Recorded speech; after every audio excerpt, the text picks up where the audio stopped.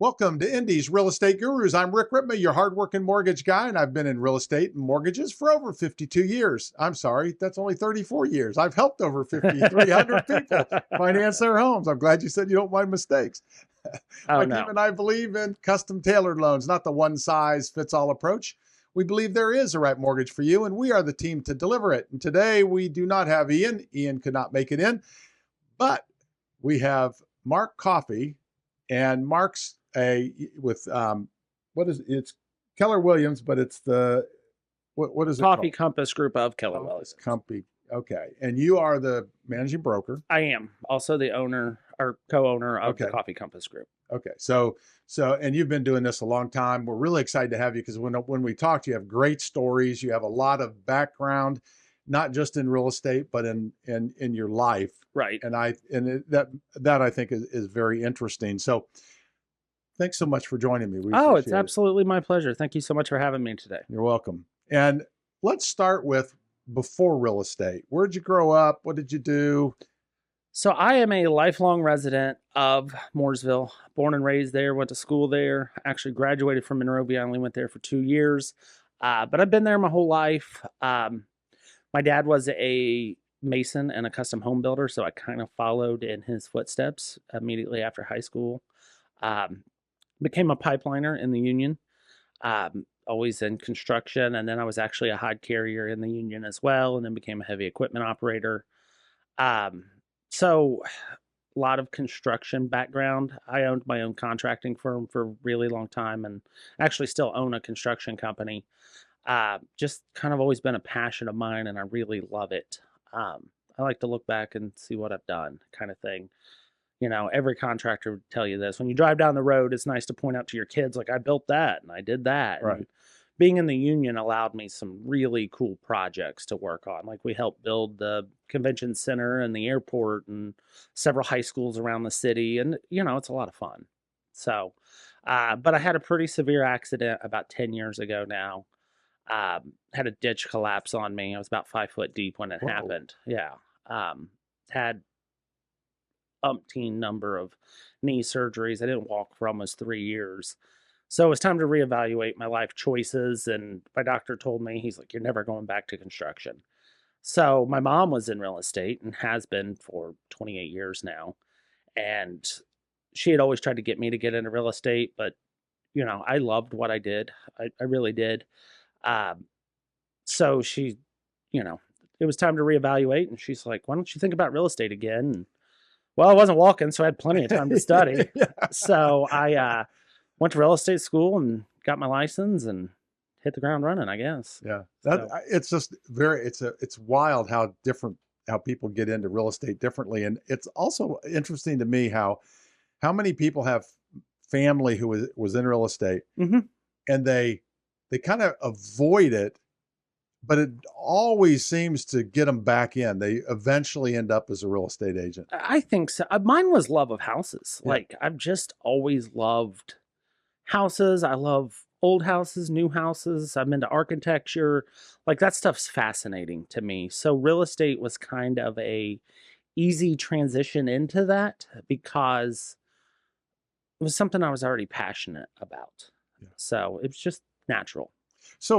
So you got into real estate, and obviously part of that is because you now have, the you couldn't walk, so you got in. Career change. And but it has to be really valuable to have all that construction knowledge when you're both for a buyer and a seller, is it not? It is. It can be a deterrent if you allow it. One thing that I try to be very cognizant about is it is not my job to rebuild their house. You don't know what a buyer loves about a property. So when you walk in and start like, well, I'd do this and I'd do that, that may not be what they want. It may not Right. be what they're looking for. So you have to know when to shut up, if that makes any sense. Yeah. I think as an agent, it's really hard to stay out of the way sometimes. And I think that's where a lot of agents fail, is they want to be the smartest person in the room. It's not my job to be the smartest person in the room. It's not my job to explain to them how much I know and what I know. It's to help them accomplish their goals. I did a final walkthrough last night on a property for a client, and I had to ask them what they paid for the property.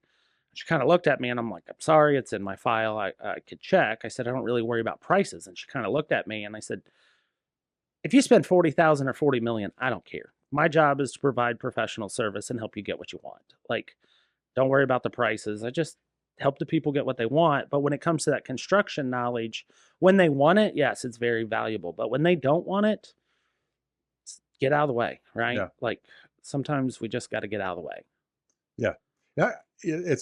I've talked to a lot of agents who don't have it, and they feel like it's a pretty big positive, but I can see where, if, like you said, you have to choose when you use it. But I would think you walk into somebody's house, maybe you're showing a house, and there's something that looks much worse than it actually is. I think when you don't have experience in construction, when you don't have the understanding of how things work, it's harder to realize everything's fixable. Like, there's nothing in your house that you can break that can't be fixed, right? Even if there's massive foundation damage, if you're willing to go down that road, it's all fixable, right? So, but that, again, that's where it comes down to the client understanding what they want to do. Like, when they need that expertise, it's great to give it to them. But when they don't, make sure you know people that really know what they're talking about. That way, because again, the clients are all over the board too. Some of them have very extensive knowledge, and some of them can't paint a room. So the people that can't paint a room, it's really hard to explain to them that it's kind of easy to fix it, Yeah. because to them it's not. Right. So then it's a cost. Yeah. That's where it's, you got to stay out of the way a little bit. Yeah. But somebody that understands construction, man, I could talk to them for hours about different things I would do, and it's a very natural conversation sometimes. Okay. So you got into real estate. You'd been, excuse me, you'd been on your, basically on your, you couldn't walk, right? How did you get going? Because it's not the easiest career to get moving in, and you've done phenomenally well. So what did you do? What was your process? How'd you do it? It's probably going to be a long-winded answer, so I apologize up front. That's okay. So when I decided to get my license, I actually had lunch with my mom. She wanted me to come to work for her as a buyer's agent. We had lunch, we talked, and my mother and I are extremely close. But I went home, I talked to my wife, I called my mom back, I told her I wasn't interested. I needed to know that I could succeed on my own. So I went to work for the same company my mom did, and she had always been there. So I didn't even interview. Like, I walked in and told the managing broker, I'm like, here's my license, I'm licensed, where's my desk? He's like, all right, let's get started. So I love to talk to people. It's always kind of been my thing. That's why real estate, I think, works well for me.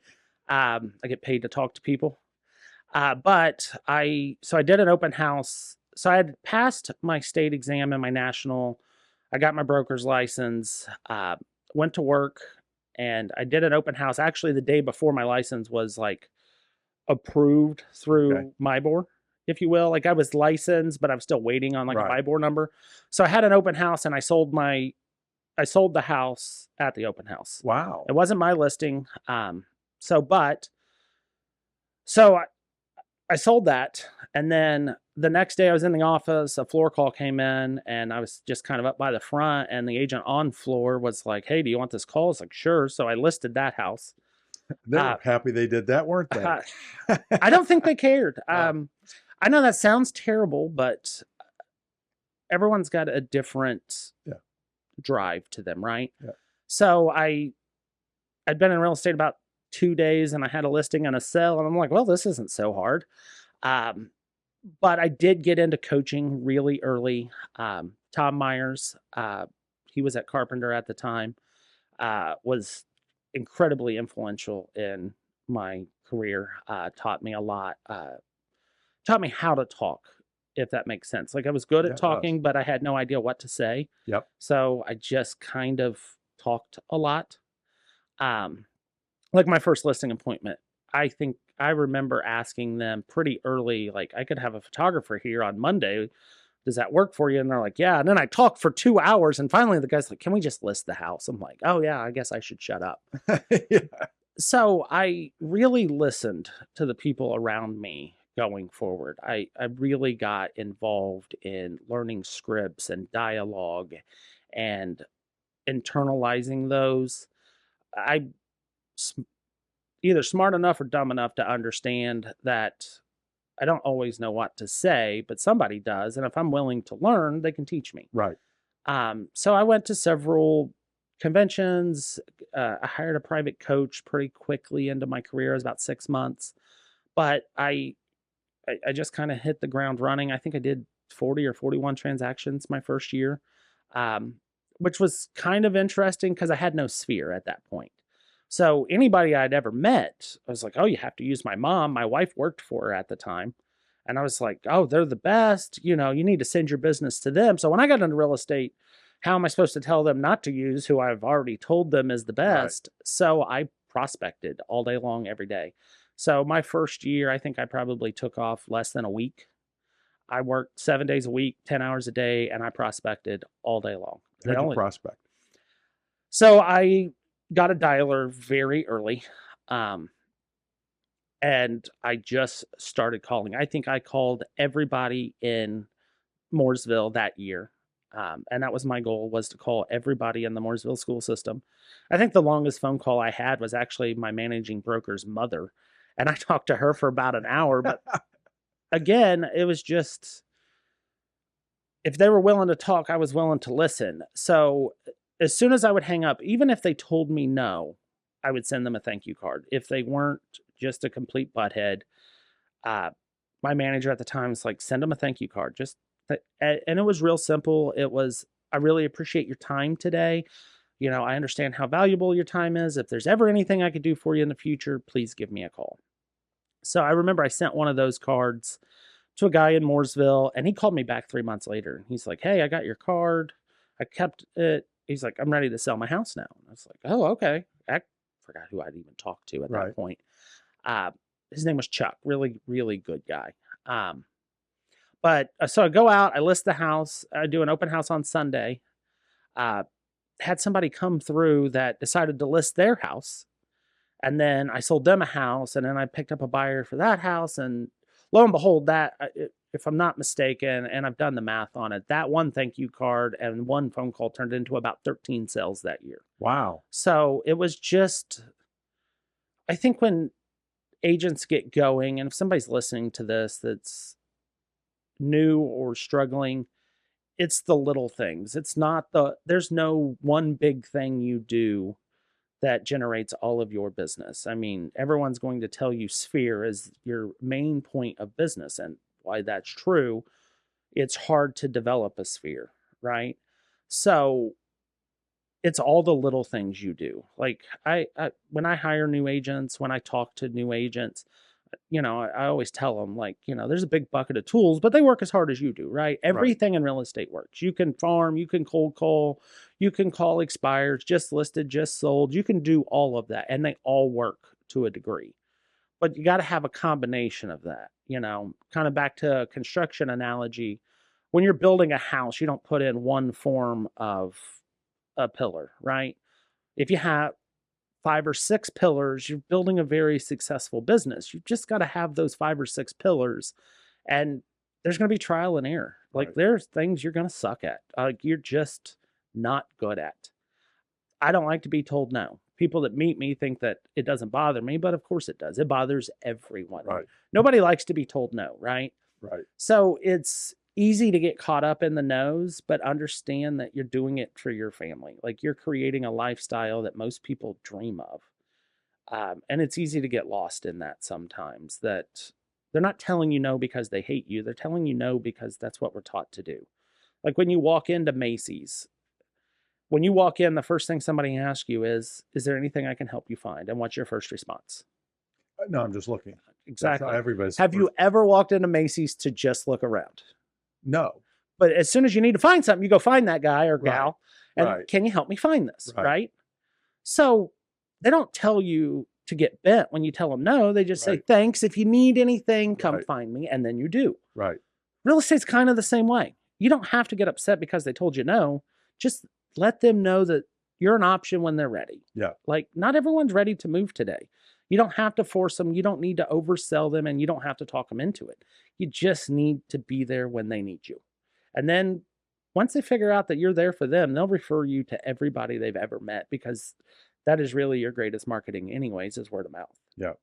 That's phenomenal. I know that was a long-winded answer. I No, apologize. it was great. It was great because I think that one of the things that I pick up out of that, and it's from all the guru agents, it's there's not one thing that works, but you got to work.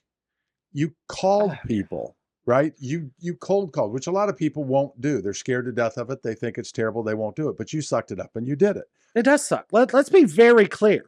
There's nothing great about it. Right. But other than the business you might get off of it. That's exactly right. The freedom my family has financially now was worth every no I've ever been told. Right.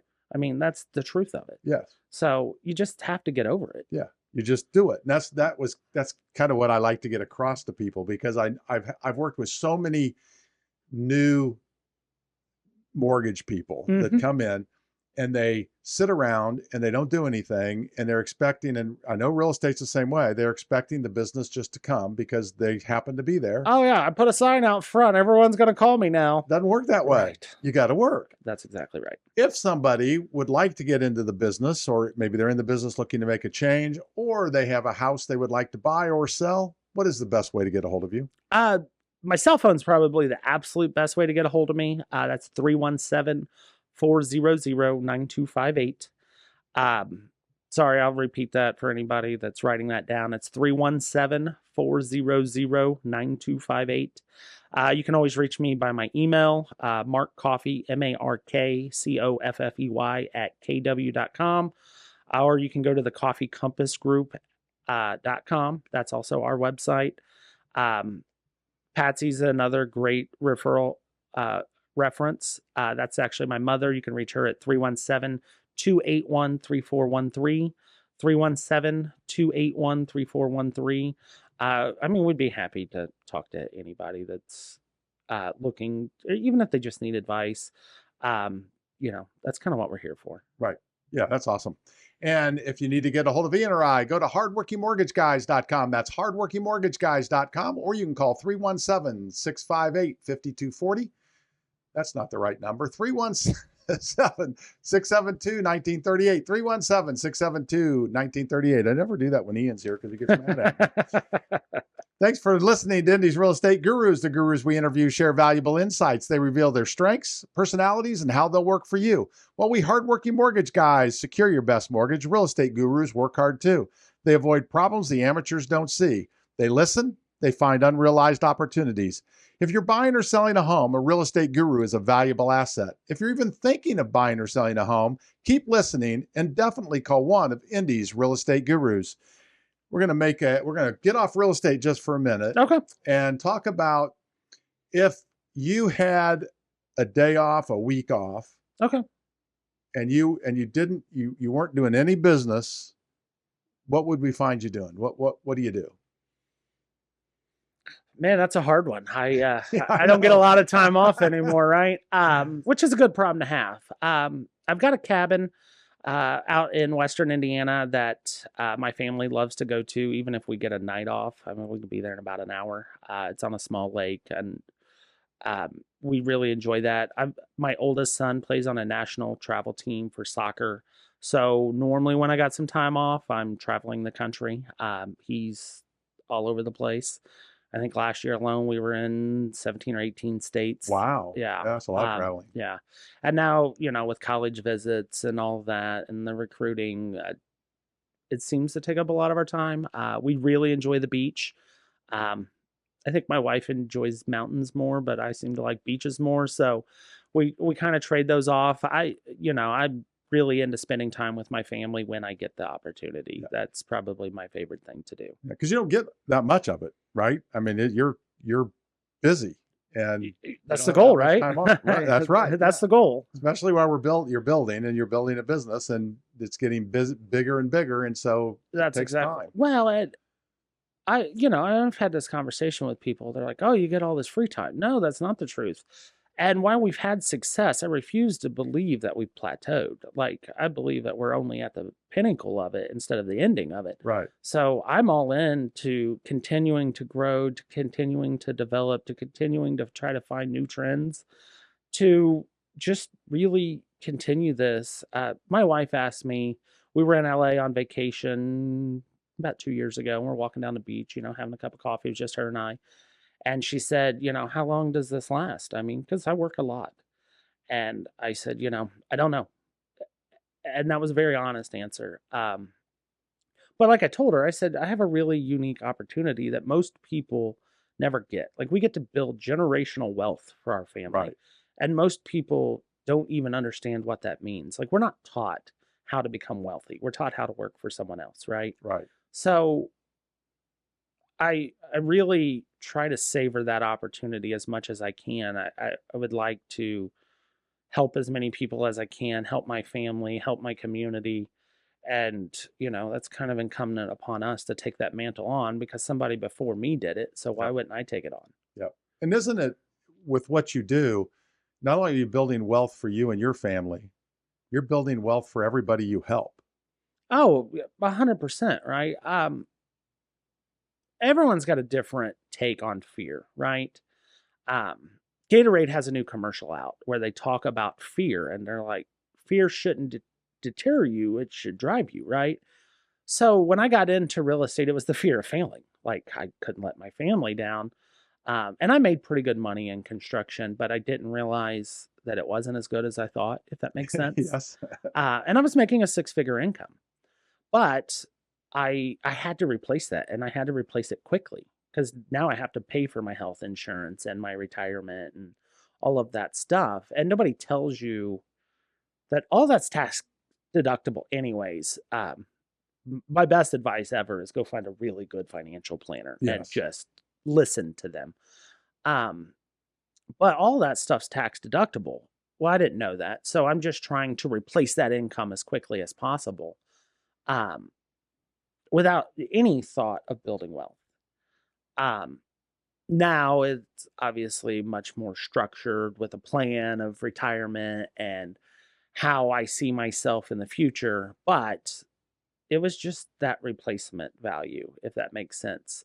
So I think that that's probably my best answer on that. Well, it's a great answer, and I think it's great advice. A financial planner is vital, and if you're self-employed, it probably really also helps to have a CPA. Oh God, yeah. You got to have that. But off that, what would you say your superpower or superpowers are? That's a really, really good question. I would say my superpower is getting the deal done. Um, Maybe that seems like a bogus answer. But when you get into real estate, you quickly figure out not everyone is as passionate as you are, and not everyone is dedicated to training as you are, right? Some are over dedicated, where they need to be the smartest person in the room. Some are very under dedicated, where they're just relying on someone else to tell them what to do. But there's a lot of problems that arise. I mean, throughout the entire process, you think when we sell a house to a young buyer, we're selling that house probably 7 times because we've got to sell it to them. We got to sell it to their parents. We got to sell it to the appraiser. We got to sell it to the mortgage company. We got to sell it to the inspector. There's a lot of problems that arise throughout that process. And you have to understand how to navigate those waters because the second you show emotion, they follow your Right. emotion, right? Yeah. Like, if they're upset, your job needs to be to calm them down, not make them further upset, right? Right. There was a reason why they wanted that house. Keep referring them back to that sometimes and when it's no longer the right house, that's fine. But if it is the right house, again, everything's fixable. So you just work along that path to figure out how to get the deal done. There's a million obstacles. It's just like life, right? There's a Right. million obstacles. You're either going to let it bring you to your knees or you're going to stand back up and you're going to march forward. Our job is to figure out how to get it to a closing table. I don't get paid to get an offer accepted. I get paid to take them to closing, right? Right. Like that is the job. So I would say if we have one superpower, it is figuring out how to get the job done.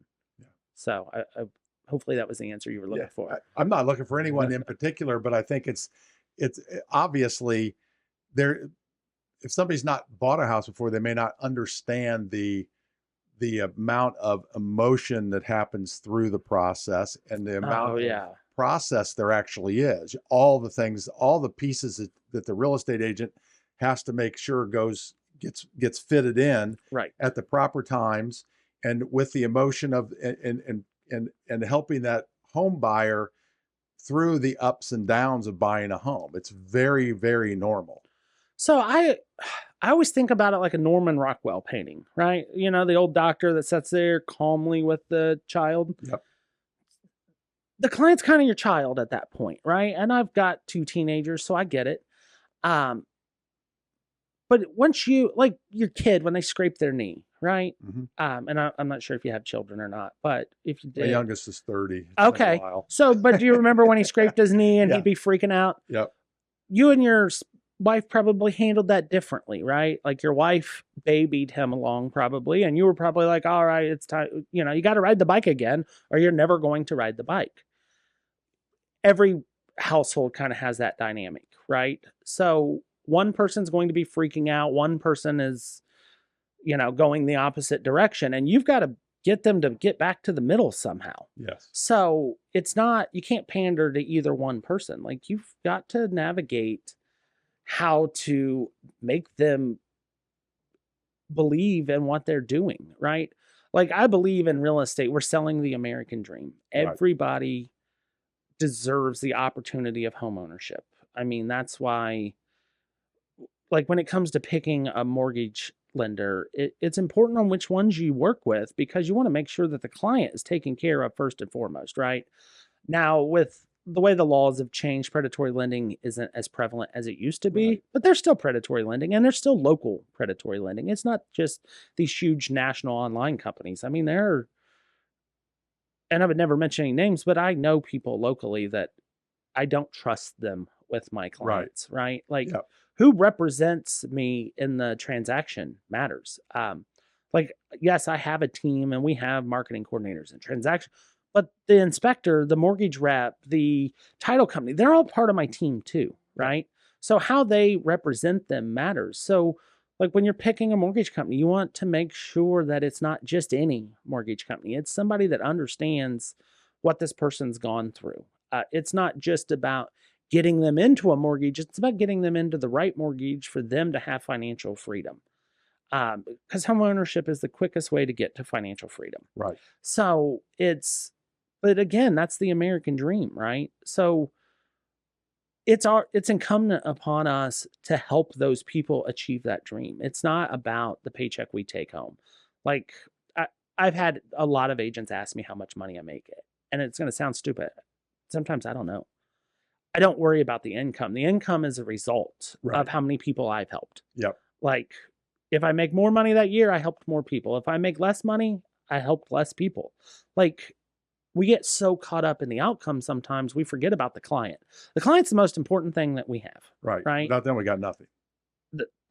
There have never been truer words spoken, but most people forget that somewhere along the line. So it's about finding your tribe, right? And I tell people this all the time, find your tribe. There are a group of people willing to follow you into a fire. Just go find those people. And typically that's your vendors as well. Like you've got to work with vendors that you understand that they're there for your client all the time and there's no give on that. And the moment there is give on that, they're probably no longer part of your tribe. Maybe they're going through something you don't know, but you should always be looking for the best people to help your clients, not the people that just took you to lunch. It's about the people that understand the client relationship more than anything. Right. If that makes sense. Yeah, it makes total sense because it's all about the client. And that's just how it is. And you got to. There's no ands, ifs, or buts about it. You got to take care of them. And a lot of that is communication and getting back with people in a timely fashion and all that. But communication is key. Yeah. Like you know how many houses I've listed and they're like, well, the agent listed my house and I didn't hear from him for 6 months. Yeah, it's crazy. Like, How can that how? be? Right? Yeah. Like, we follow up with these people every 7 to 10 days Right. because, like, when you sell a lot of real estate, it's easy to get caught up in just finding the next deal. But one thing to keep in mind is when they're selling that house, that is for 99% of Americans, that is the biggest thing they'll ever own. Yep. Understanding that, helping them through that is key. Like, it is massive. And so many agents forget a simple phone call will fix most of your problems, right? Like, just a simple phone call. When they're upset, let them be upset. It isn't your job to calm them down immediately. It's to fix their problem, right? Yeah. That's it. Like, we fix problems. Yeah. The only way to do that is when they're upset or not upset is listen. So you got to call them and listen, and then you can. What's that old saying? God gave you 2 ears and one mouth. That's right. And that's what you have to do, because Right. that's how you're going to figure out. Most people, when they get done dumping everything, they feel better, and now you can actually talk it through and you can actually solve their problem. So one of the things I've noticed, if a client calls me and they're freaking out, I don't call them back for an hour or two. And maybe that sounds terrible, but the reason I do that is let their emotions calm down, Yep. because there's a logical way to move this forward. There's very little that's going to happen in that hour, right? Right. You know, if they call you and tell you the house is on fire, they should be calling 911 first anyways, right? It's like there's nothing. And you might call them back if they said, my house is on fire, what should I do? Oh, You God, gotta call no. them back right away. Oh, I'd probably call 911 for them first, and then I'd call them back. Get out of the house. Like, there are obviously extreme circumstances where you need to call immediately. One of the things I found is answer your phone. Like, when people call, just answer. That means they're free right now. Right. It's not just about when you're free all the time. Like, our job is to communicate with them. So, like, yes, I time block. Like, there are certain times I'm not available. Like, I won't answer the phone during an appointment because I wouldn't do that to somebody else. Right. But as soon as I get back in my vehicle, I try to return their phone Right. calls in a timely manner. Right. So, because I want to keep that open line of communication with them all the time. Yeah, that's critically important. So if somebody would like to talk to you about buying or selling a home, or maybe become a part of your team, what is the best way for them to get a hold of you? Probably my cell phone, 317-400-9258. That's 317-400-9258. I mean, I would love to talk to them. I mean, that's our job, is to help agents develop. And to get a hold of Ian or I, go to hardworkingmortgageguys.com. That's hardworkingmortgageguys.com, or you can call 317-672-1938. That's 317-672-1938. And we are going to really want to find out about, as we talked about how you work with the client. This is kind of a switch. We always do our question of the week now. Okay. And our question of the week is, what was your first car? If you can't tell, I'm a car person. So. I am too. So I'm really good. into cars. I'm All right. really into cars. Love cars. My first car was actually an 87 Tornado. I had a big airplane shifter in it. It was a terrible car. Put down headlights. That was my first car. So nothing to write home about. No, actually, that's not a bad car. Oh, no, it was terrible. It was terrible. I had a tape deck in it. I mean, it was terrible. What was your favorite car that you've ever had? Now that becomes a lot more difficult. Right now I've got a 64 Deuce with a 383 stroker in it and a 9-inch Ford rear end with a drive shaft loop and a 4500 stall converter. Okay. That's a really fun car. Yeah. But as far as favorite cars, I'm going to have to say it's a tie. I apologize up front. So after I had the Tornado, I wrecked it. Okay. And then I had an 84 Trans Am. Okay. So I had a Gen 3 Trans Am, ground effects, T-tops. I was 16, maybe I was 17, but I think I was still 16. Like, that was the first car I felt free to. And they let you get in. a Trans Am. Yeah, it was an 84, right? And my mom was so mad at my dad for letting me buy this car. But I had saved up my money. I bought it, and I didn't pay much for it. I think I paid $1,000 for it. It was a piece of junk. I'll tell you, I actually wound up giving the car away. Okay. Later. Like, I think I put 9 transmissions in. I drove this thing like it was an Indy car. Okay. And then I had right after high school, I bought a 94 F-250 lifted, single cab, like it looked like a Tonka truck, Yeah. if you will. It was blue and silver and had the big chrome grill and 14-inch wide tires on it, well, 13 and a half. It was just fun. Yeah. Like that was a really fun truck. I had open headers on it, and it was, Yeah.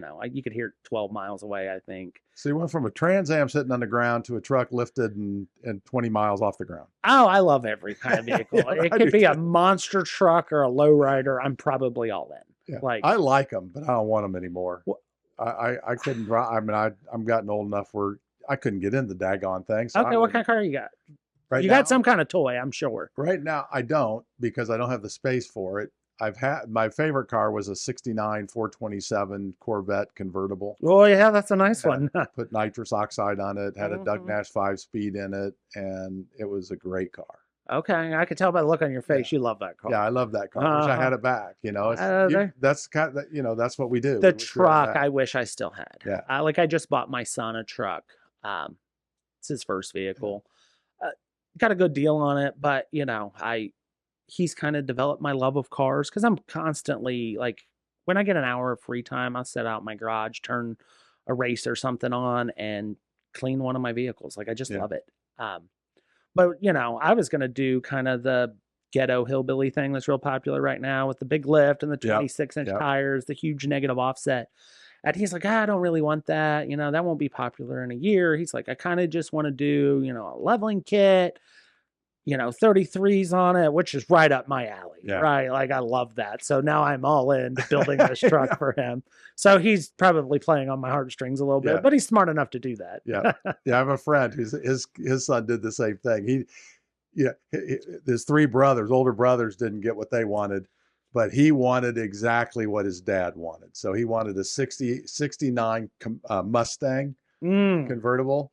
And I mean, he got a 69 Mustang convertible because Well, that's, I'll tell you, I've even got my wife kind of into it because now she'll be like, hey, can we take the Nova out for a drive? But we're actually, she's got like a BMW SUV, kind of typical mom car, I call it.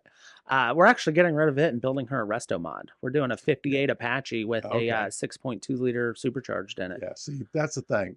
I think resto mods, that's the way I'm going to go with my Oh, next car resto is a mod. I resto think mod. they are the coolest thing out because you get all the style, Yes. but you don't get the problems that come with an old car. Exactly. Like, yes, these number matching cars are cool and they're valuable, but they're not fun. No. Like, you hear all these stories. I'm sure you've heard a million of them. Somebody's uncle had a 69 Camaro that could jump a Coke can. Well, they're full of crap. The car had 300 horsepower. Right. It wasn't that fast. It was Right. kind of heavy.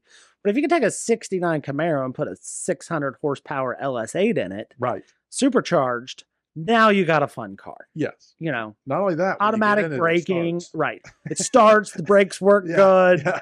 Like those things matter. Yeah. Yeah, that's they stop now. I mean, like you said, that's a big difference. As you could tell, I'm clearly into Yeah. cars as well. Yeah, we could talk about cars all day, but we'll move on. Right. We'll move on. So what would you say your most interesting or memorable transaction's been? My most interesting transaction, that's actually a really easy one for me. I had been in real estate about 2 years, and I think 2 years is about the time that most agents start to either really find their way or get really burnt out, right? I was kind of going the burnout path because I had worked so much the first 2 years. So I had this guy, he didn't qualify for much. I think he bought a $115,000 house, which is fine. So, but I called him, I call every client after their offer gets accepted and just say, congratulations, you bought a house. We're here to get you to the finish line. So I call him, congratulations. He starts bawling. I'm like, oh God. I'm like, are you all right, man? And he's like, I was homeless a year ago. He's like, I lived under a bridge. I got back from Iraq. I got chills talking about it. Wow. He lived under a bridge, was homeless, got back from Iraq, disabled veteran, kind of got his life turned around, got himself a job, got himself some help. We were able to get him with a lender that did a rescore and help. It really worked with him, Right. Got him approved. But that guy crying, telling me how he was homeless was life-changing for me. That's when I really put together, to go back to what I was talking about earlier, that we're helping people achieve the American dream. Like this guy never had a thought of owning a home until we were able to help them. And in all honesty, I'd have done that for free. Right. Like, it was just, I mean, most memorable client. That is the most easy one for me of all time. And this guy still calls me. We talk. You know, he went through some hard times about a year ago, and we talked. And he's just a really, really good guy. That, you know, he got a little messed up during the war and got back and turned his life around. I mean, and that's awesome. Like, it wasn't even the price of the house. I mean, when you sell $1 million house, that's cool. But that's a very different adventure, right? It's not the people you really help. Those are the people that stick out. Yeah. So and he gave up a lot for us, right? I mean, he's that's the reason we're sitting here talking about anything, right? That's our freedom as our veterans. I agree. So what about, if somebody, what do you think the benefit is for people who, when they buy a home? And I mean, obviously the financial, we've talked about that, but there's a lot of benefits along with the financial. What do you see those as, and how have you seen that? Obviously with this guy, you saw it, but I think the biggest one's pride, right? Millennials. I'll use millennials as the example. So millennials get a really bad rap, right? And millennials now are between 25 to 40 years old. Like, in our minds, we still think about millennials as being teenagers. Well, I have teenagers. They're in a different generation, right? Right. So millennials are 40 to 25 years old. Like, I'm the very first year of millennials, 1982. So maybe I fit into this cross section that I've heard talk about, but whatever. So I'm not upset to be a millennial. It doesn't bother me, right? Right. It's a generation. I grew up during the technology boom. Right. So, but millennials are incredibly intelligent, right? But I think what most of us forget, and I know this answer may not be where you thought we were going, so I apologize. But most of them went through the biggest economic downturn that we'd ever seen, right? So I graduated high school in 2001. The economy crashed at the end of 2007. I was 6 years into my adulthood, right? I'd bought a couple houses, you know, I was flipping houses, but my wife was in real estate. I owned a construction company. I mean, when I say we had no money, I mean, we had no money. My oldest son was born in 2007, my youngest in 2008. So there's no money to be had, and I've got 2 babies. And so I went through the same thing all these people went through. And we talk about sometimes how they're living in their parents' basements. Well, that's probably not true. It's just easy to say, right? But in the flip side of it, they're the smartest, wealthiest generation of all time. Like, they're making more money than anyone's ever dreamed of. But they've never developed that pride of ownership. And when you help them start to figure out that renting isn't the answer, right? Taking on these problems yourself, that is the pride factor of it. Right. I think pride is the biggest thing that we instill in people by helping them buy houses, because for so many of like the millennials, home ownership became a non-issue because there was nothing for them to buy. You think, yes, in 2009, there was 1 million houses for sale. They were all repos. Well, the only people that could afford them were the people that already had money. Right. So these people didn't have a chance to develop any wealth to buy these houses when they were cheap. So it's very fun to, most of them are selling those houses by now. They're moving on to their second and third house. But, you know, they've developed memories in houses they owned, right? Yep. And I think everyone's selling story is different, you know, like with interest rates going up, we're not seeing as many low-end houses come up. When I say low-end, I mean like under 250, because a lot of those people bought those houses when interest rates were 2.5% and 3%. Right. They're going to add on before they sell, right? I had a client the other day tell me she's waiting for rates to come back down to 3. Well, she's probably going to wait the rest of her life and her kids' life because they're never coming back down to 3, right? Right. Like, that's the truth of it. Like, if you look at historical data, they weren't even at 3% during the Civil War. Right. They were closer to 6. 6 is a normal rate. Right. I think when I looked the other day, and you'd be the best person to ask about this, they were, 6.85 yesterday, something like that? Yep. So that's actually a really good rate. But because, historically, yes. Yeah. Even not historically. That's a really good It is rate. a great rate, but it's, yeah. But people are so convinced that they're paying $900,000 more in interest when in really they're not. No. It's just getting people to understand what this process looks like. Yeah. And I think the more information we can get out about that, the more we can educate people in our industry, the better we're doing for our industry as a whole. But again, you know, like I go to these meetings and they have appraisers come in, which is great. But it fascinates me how many agents don't understand how appraisals even work. Right. Like, how are you a real estate agent and you don't understand appraisals? That's a hard one for me. And I don't mean to call anybody out, but it's a very important part of what we do. Yeah. So it's just, you know, it's that learning as much as you can, as quickly as you can, but don't be consumed by knowledge.